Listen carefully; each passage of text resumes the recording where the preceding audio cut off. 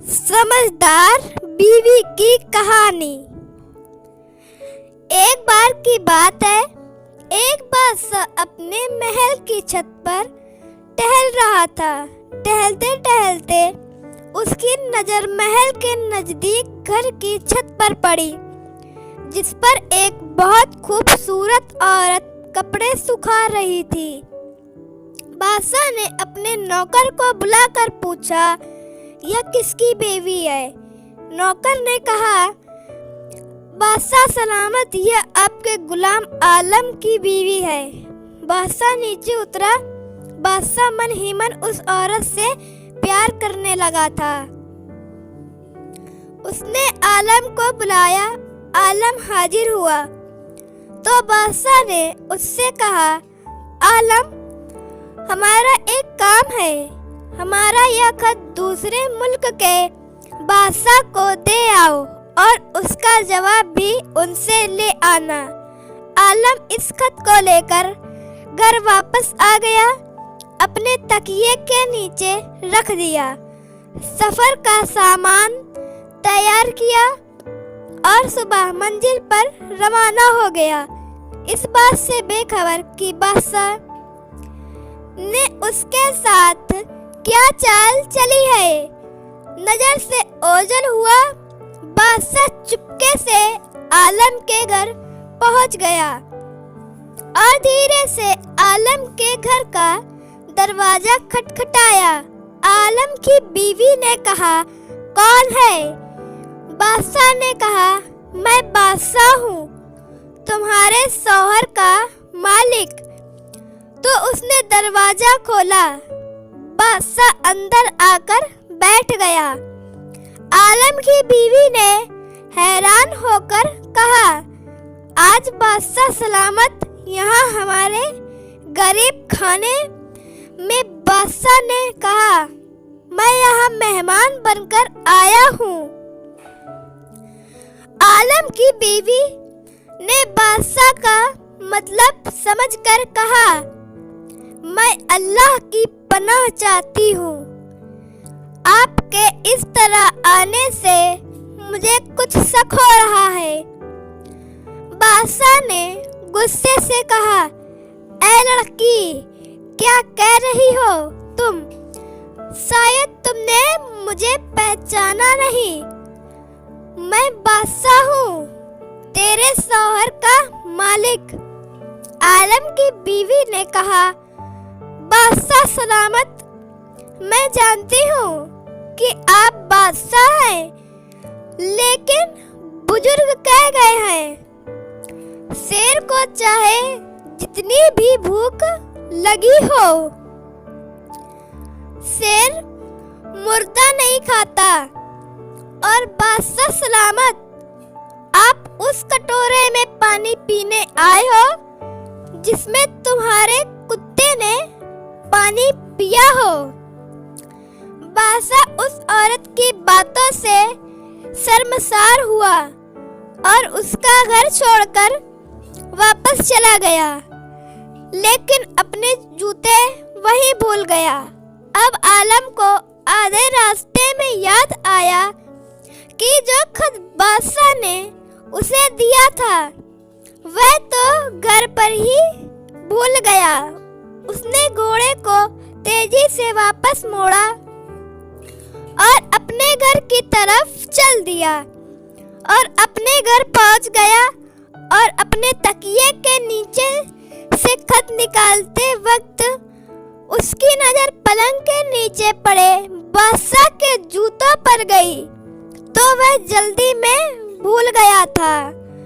आलम का सर चकरा गया और वह समझ गया कि बादशाह ने उसे सफर पर सिर्फ इसलिए भेजा था कि वह अपना मतलब पूरा कर सके।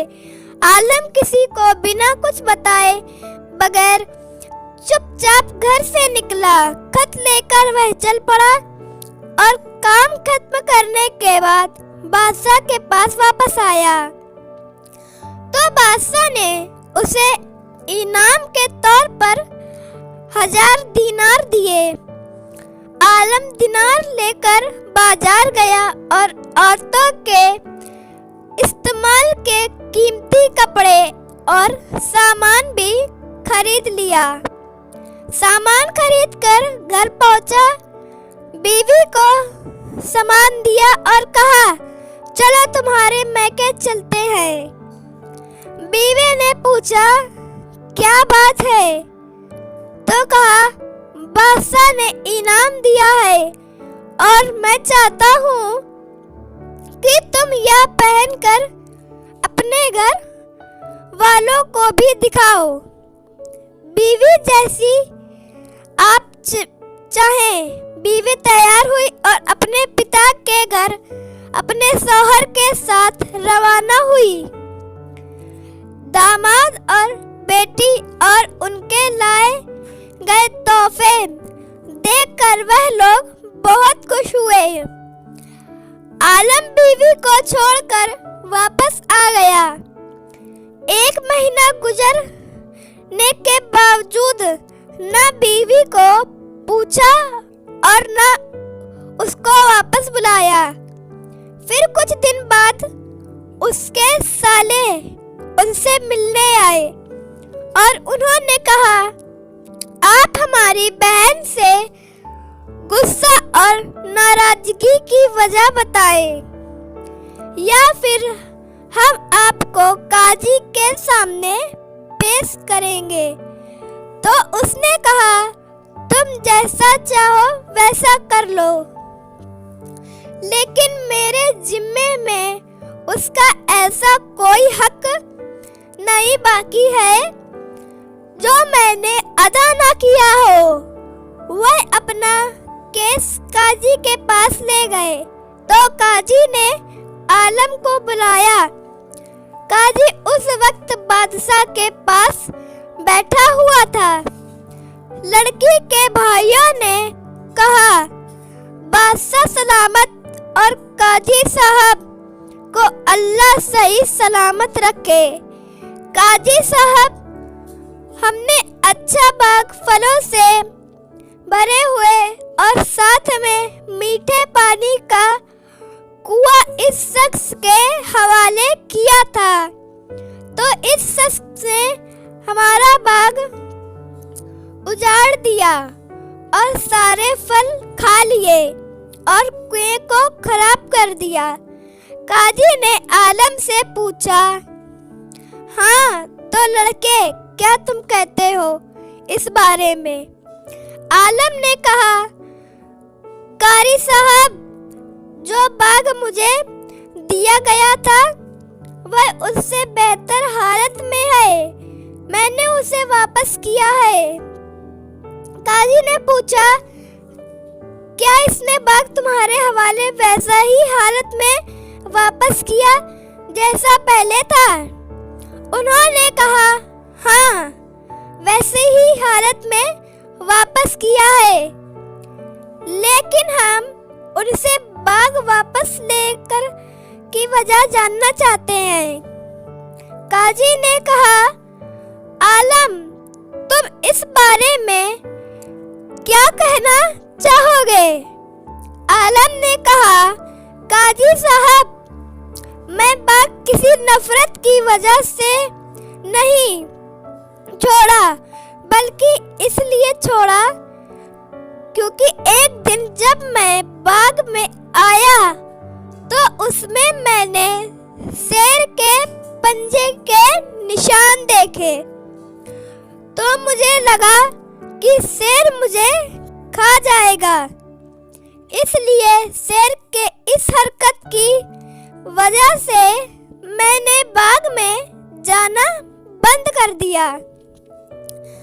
बादशाह, जो टेक लगाए हुए यह सब सुन रहा था, उठकर बैठ गया और कहा, आलम, अपने बाग की तरफ से बेफिक्र हो जाओ।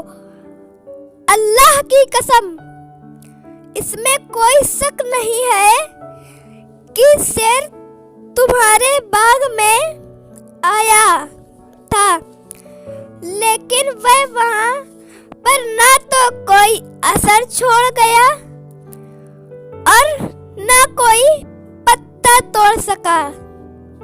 और न ही कोई फल खा सका।